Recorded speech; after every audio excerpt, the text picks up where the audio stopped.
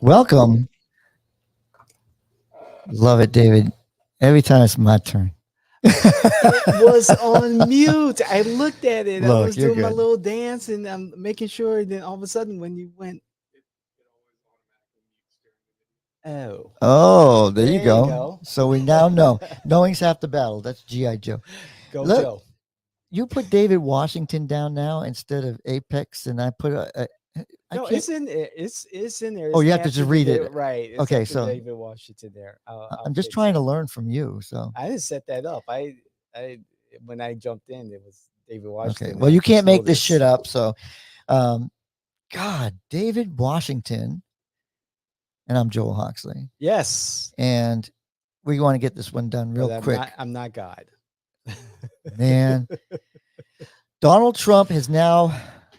So when I started this topic, David, I really truly just read the article that Georgia was thinking about indicting him.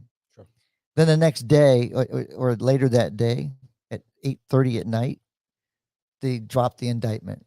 What judge stays till 8:30 at night? And we have to find out, does Georgia have a 24-hour court? Because I don't. This guy jumped up and read it and signed it like in no time, and it's like Yeah. 71 pages. Yeah. 19, I think it's 19, Charges or and then 19, defendants. 19 defendants. I mean, Right. we got Rudy Giuliani on this one. We got anybody who decided to talk about it.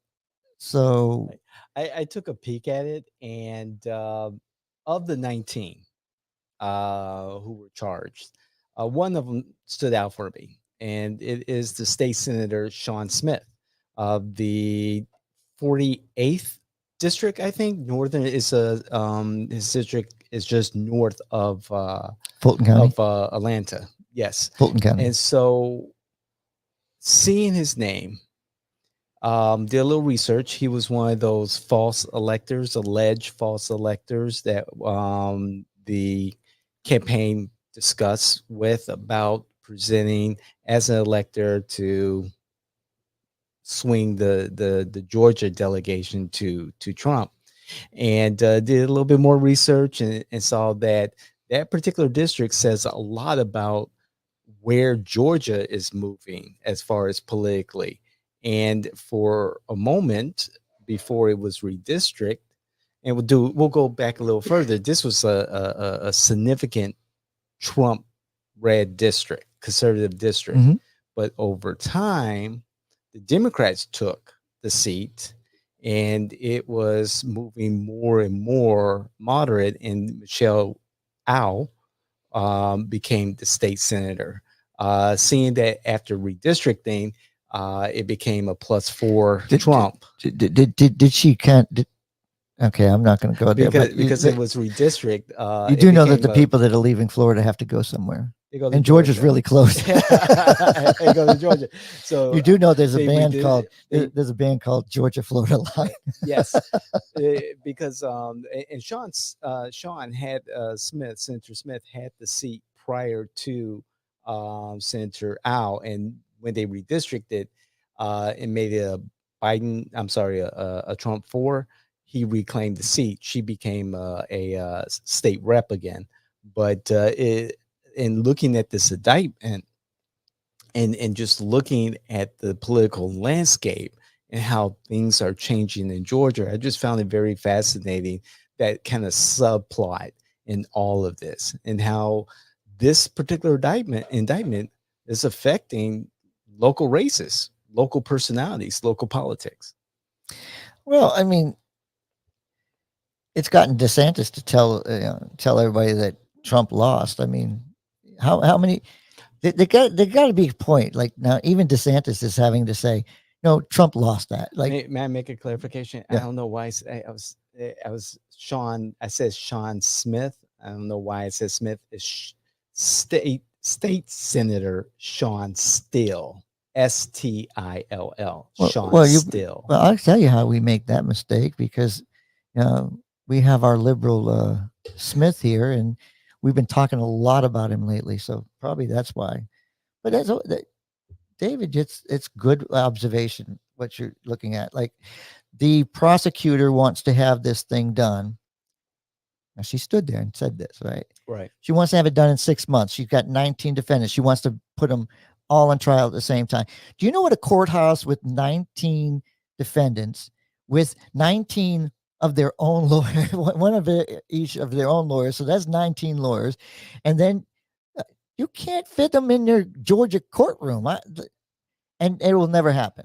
And everybody, even CNN and MSNBC had to admit that. And MSNBC, man, they hate Trump. I mean, like even Morning Joe, like rips this stuff. But you know what? Is it political, or is it? I mean, truly, it's another Democrat-led fight. That's what the Republicans going to lean into, because he wants to make it a federal case because he was president. That's never going to happen. And they're saying if the indictment were to put him in jail, the minimum sentence 5 years. Well, I don't think minimum sentence matters, because I mean it was supposed to be 12 years for Joe Greenberg and he got 11. So they just want him for 4 years, and then when he wins, he runs it out of the prison because they can't pardon him for this one. They're doing everything in their power. The Democrats are doing everything in their power to put this man in jail. And I have 45 minutes of Hillary Clinton and all the Democrats saying the same things, not the same way, the same things about when Donald Trump's an illegitimate president. Donald Trump's an illegitimate president. Like, the vote, they attacked the vote. It's a hypocrisy. You can't make this shit up, right? Am I defending Trump? No. Yeah. Because when you read the indictment, and you hear the tape where he talks to the Secretary of State, yes. A Republican, it's clear that he wants him to find 11 something, right? It's 11,000 something votes. Those are his words, guys. Republicans, listen. Donald Trump couldn't sit back and let the system work. He had to call and try to bully the Secretary of State because he's a Republican, and then tells him, makes fun of it. No, you're not a Republican. Like, you're not a Republican because you don't support Donald Trump, the Democrat, forever for what? For 6 years? 6 years he's been. Okay, I'm sorry. I'm off my soapbox. But no, I'm not defending him, because I listen. You read these indictments, you look at these things. Look, was it a fucked up mess? Yes, it was. Yeah. I've got indictment fatigue. Again, I go back to what I've said publicly in previous podcasts. If the American justice system did what it was supposed to do back in Chicago, back in Atlantic City, back in Jersey, back in New York, when they had opportunities to deal justice to Donald Trump for all the misgivings, all the lawsuits, if they took care of him back then, we wouldn't be where we are right now. Again, Donald Trump will be the nominee. More power to him for the Republican Party. There is a chance that he will be the next president of these United States. There is a chance that he will be the president from a jail cell. There'll be an opportunity to pardon him. However, this is the reality that America created. They created Donald J. Trump. And this, like you said, the recording with the Secretary of State, Georgia Secretary of State, it said it all for me. I'm like, wow, when does a president call a state official looking for votes? Now, David, and with the wait, with all the other evidence besides the recording and things like that, it adds up to the indictments and to the co-conspirators and all the cases. I'm tired of hearing this. I'm tired of hearing about Donald Trump. I I believe the liberals focusing so much on Donald Trump are missing the larger picture. We've had opportunities to save our democracy many, many times before. Let's let this run out.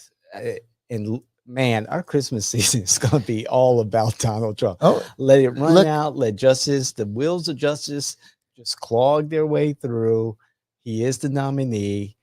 There are better candidates on both sides. Unfortunately, we won't see them rise to the top. It's what we have. It's what we have to deal with, and I feel for America. well, I mean, this is where I wrap this up. Is why we have a show called "You Can't Make This Shit Up." We have This shit people. happens all the time. We have people that are trying to stretch the rubber band just so far to make excuses for everybody. And I think I covered that a little bit this morning, but it's got to stop, right? It's got to stop. Now, I'm not saying that tape wasn't edited because no, Democrats, this is my final word. Democrats absolutely 100% said the media sent Donald Trump to the White House. If you continue down this road, you're sending him to the White House. Democrats, you're sending him to the White House. And my final word is this: it's the backstory, it's the subplots. And forgive me, State Senator Sean Steele, for giving you another last name. However, this backstory and some of these other individuals involved in indictments are very interesting.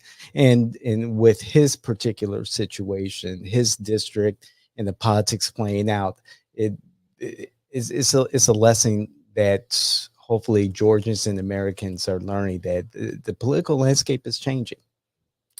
Like, share, and just comment. Please. Let us know what's going on. Please. Thank you. We're out.